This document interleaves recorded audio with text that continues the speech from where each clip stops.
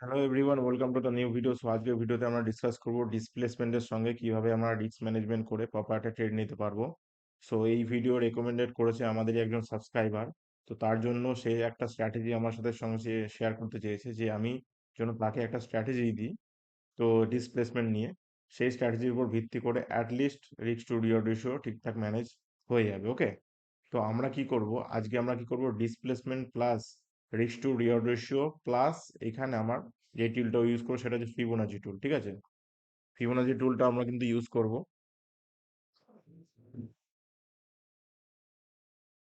Fibonacci টুলটা আমরা এখানে ইউজ করব। ঠিক আছে, এই ফিবোনাচি টুলটার মাধ্যমে কিন্তু আমাদের টার্গেট এবং স্টপ লস ব্যবহার করব কিভাবে হবে, আর এক্স্যাক্টলি কিভাবে আমরা এন্ট্রি নেব সেই লেভেলগুলো কিন্তু আমরা আজকে আইডেন্টিফাই করব এবং আজকে দেখব।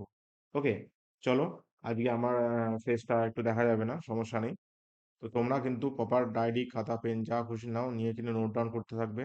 দেখো, কারণ A to Z ইনফরমেশন আমি কিন্তু তোমাদের প্রোভাইড করছি ট্রেডিং রিলেটেড। তো আমি চাই না যে ডেফিনেটলি কেউ এই ভিডিওগুলো যাদের, দেখো একটা ভিডিও বানাতে কিন্তু অনেক কষ্ট হয়। ঠিক আছে, সো সেই কষ্টর মর্যাদা দিতে গেলে অ্যাটলিস্ট তোমাদের কিন্তু একটু কষ্ট করতে হবে, অ্যাটলিস্ট সব কিছু নোট করতে হবে। ঠিক আছে, দেখো আমরা কি করছি, একটা সেট আপ ইউজ করবো, সেটা হচ্ছে ডিসপ্লেসমেন্টের সেট আপ। ঠিক আছে, সেট আপ ডিসপ্লেসমেন্ট। ঠিক আছে, তো এখানে আমরা কি করব, ফিবোনাচি টুলটা নেব। ফিবোনাচি টুলটা নিয়ে 0.5, 0.6, ঠিক আছে, 0.6 বা 0.7, 0.6 ধরো।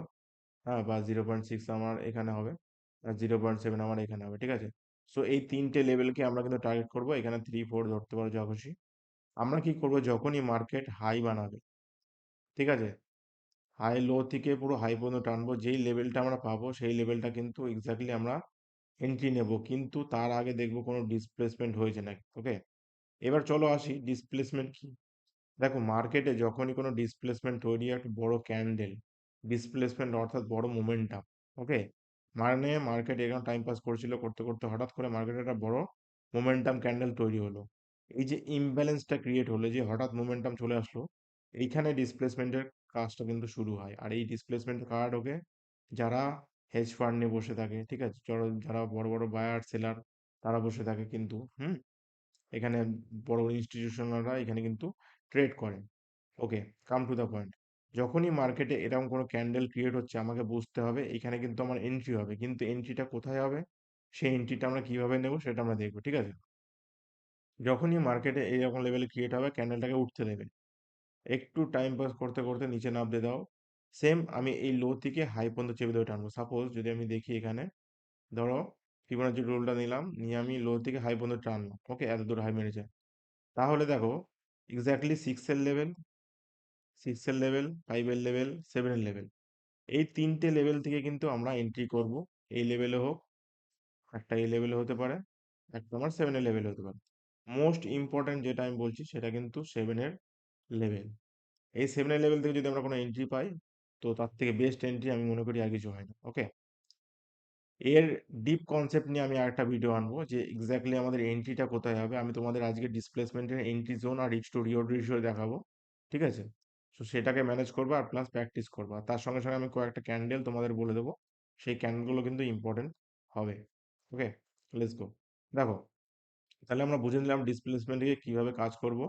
এবার যদি আমরা মার্কেটে যাই, মার্কেটে গিয়ে কি দেখবো, যে ডিসপ্লেসমেন্ট অর্থাৎ বড় বড় ক্যান্ডেল কোথায় ক্রিয়েট হয়েছে। আমি সাপোজ এগুলোকে একটু হাইড করে দিচ্ছি। ঠিক আছে, বড় বড় ক্যান্ডেল কোথায় ক্রিয়েট হয়েছে, আমি মনে করলাম এই লেভেলটায় একটা বড় ক্যান্ডেল ক্রিয়েট হয়েছে।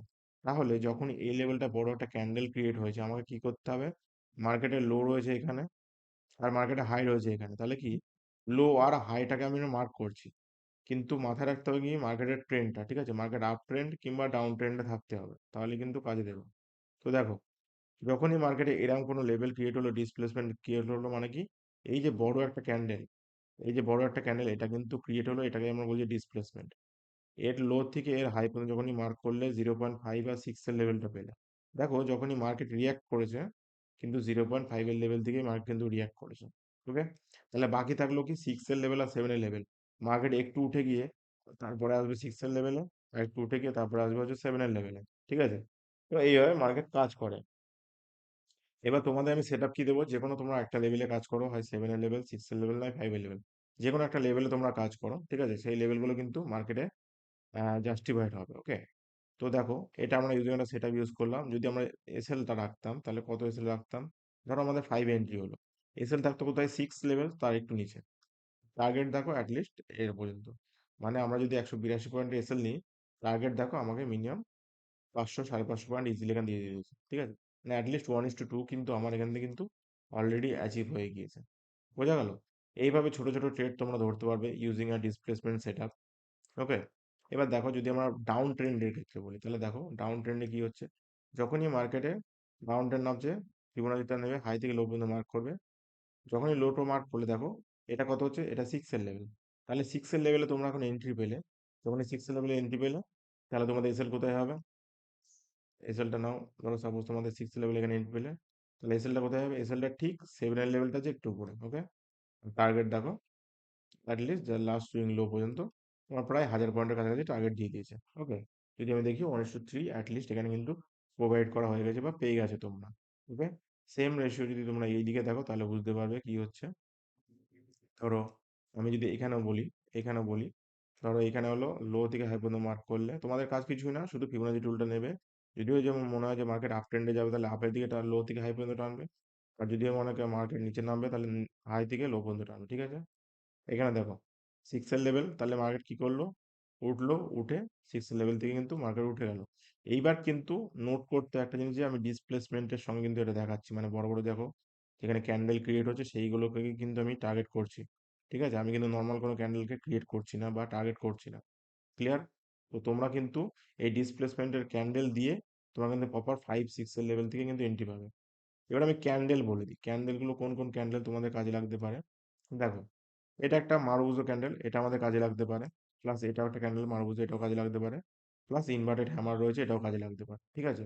বা যদি তোমার মনে হয় যে শুটিং স্টার আমার রেজিস্ট্যান্স থেকে ক্রিয়েট করছে বা 5 এর লেভেল থেকে নামছে, তাহলে শুটিং স্টারকে কিন্তু কাজে লাগাবে, ঠিক আছে? যদি আমরা ডাউন ট্রেন্ডের ক্ষেত্রে বলি, দেখো একটু আগে আমরা এখানে ব্যাক টেস্ট করলাম, যখন দেখলাম এখানে দেখো, এখানে দেখো, এখানে পিওর আমার শুটিং স্টার ক্যান্ডেল কিন্তু এখানে ক্রিয়েট হয়েছে। প্লাস এখানে তোমরা হ্যামার টাইপেরও ক্যান্ডেল বলতে পারো, কোনো সমস্যা নেই। এখানে একটা মারুজো ক্যান্ডেলও আমার কিন্তু এখানে ক্রিয়েট হয়েছে, বোঝা গেল? সো তোমরা এখানে এন্ট্রি নিলে বা এখানে এন্ট্রি নিলে সমস্যা নেই, এসএলটা কিন্তু 7 লেভেলের উপরে রাখবে, তাহলে কিন্তু একটা জাস্টিফাইড এসএল তোমাদের রাখা হবে। ওকে, চলো থ্যাংক ইউ সো মাচ। যারা যারা ভিডিওটা শেষ পর্যন্ত দেখেছো, এই সেট আপটাকে ব্যাক টেস্ট করবে, ঠিক আছে? আর এর risk to reward ratio at least যদি আমি বলি 10টা ট্রেডের মধ্যে তোমার কিন্তু অ্যাটলিস্ট 8টা থেকে 7টা ট্রেড কিন্তু তোমার অলরেডি কিন্তু হিট হবে। কিন্তু প্রপার এটাকে ব্যাক টেস্ট করবে, প্লাস নিজস্ব সেট আপ বানাবে, যেটা আমি শেখালাম সেটার উপরে বেসিস করে, প্লাস নিজস্ব কিছু এটাকে অ্যাড করলে দেখবে আরো ইমপ্রুভমেন্ট করতে পারবে। সব থেকে ইম্পর্টেন্ট কি জানো তো? সব থেকে ইম্পর্টেন্ট হচ্ছে মার্কেটে প্র্যাকটিস করা, আর প্র্যাকটিসটা কেউ করতে চায় না। এই জন্যই কিন্তু সবাই পিছিয়ে পড়ে, আর সবাই ট্রেডিংটাকে গালাগালি করে যে গ্যামলিং, ভুলভাল, হ্যাঁ জুয়ো। তো এই জিনিসটা কিন্তু প্র্যাকটিস না করলে কিন্তু তোমাদের ইমপ্রুভমেন্ট আসবে না। সো আমি রেকমেন্ড করবো সবাই কিন্তু, যে ভিডিওটা শেষ পর্যন্ত যারা দেখেছো, তারা অ্যাটলিস্ট একটা ভালো ট্রেডার হয়ে যাবে। আমি কারণ জানি, যারা এতক্ষণ পর্যন্ত ধরে ভিডিওটা দেখেছো তারা কিন্তু শিওর শট একদম পুরো পারফেক্ট ট্রেডার হয়ে যাবে। কিন্তু তার আগে দরকার ডিসিপ্লিন, ঠিক আছে? ডিসিপ্লিনটা কিন্তু মাস্ট ইম্পর্টেন্ট। আর যারা যারা আমাদের ইনস্টাগ্রামকে ফলো করোনি, ডেফিনেটলি আমাদের ইনস্টাগ্রাম পেজ আছে, আমাদের ইনস্টাগ্রাম পেজকে দি দি ট্রেডিং লাইন অফিসিয়াল বলে, ঠিক আছে? তো তোমরা এই পেজটাকে ফলো করতে পারো। এখানে আমি বিভিন্ন ট্রেডিং রিলেটেড টিপস দিয়ে থাকি, ঠিক আছে? প্লাস আমাদের ফেসবুক পেজ আছে, ফেসবুক পেজটাকেও কিন্তু তোমরা ফলো করতে পারো ডেফিনেটলি, ঠিক আছে? আমরা নিউ ট্রেডিং জার্নি শুরু করেছি সবার সঙ্গে। সো ডেফিনেটলি একটা ভালো লেভেলের স্কোর করব, আমরা ডেলি পোস্ট করি, ঠিক আছে, তোমাদের লার্নিং পারপাসে ভিডিওগুলো। তো তোমরা চাইলে ফেসবুকেও পোস্ট করতে পারো বা ফেসবুক পেজটাকে আমাদের ফলো করতে পারো। ওকে, ডেফিনেটলি আমি দুটো লিঙ্কই আমি দিয়ে দেবো ডিসক্রিপশানে। প্লাস চাইলে তোমরা এখানে গিয়েও দেখতে পারো, দি ট্রেডিং লাইন আর এখানে শুভ বিষয়গুলো সার্চ করো, ডেফিনেটলি তোমরা পেয়ে যাবে।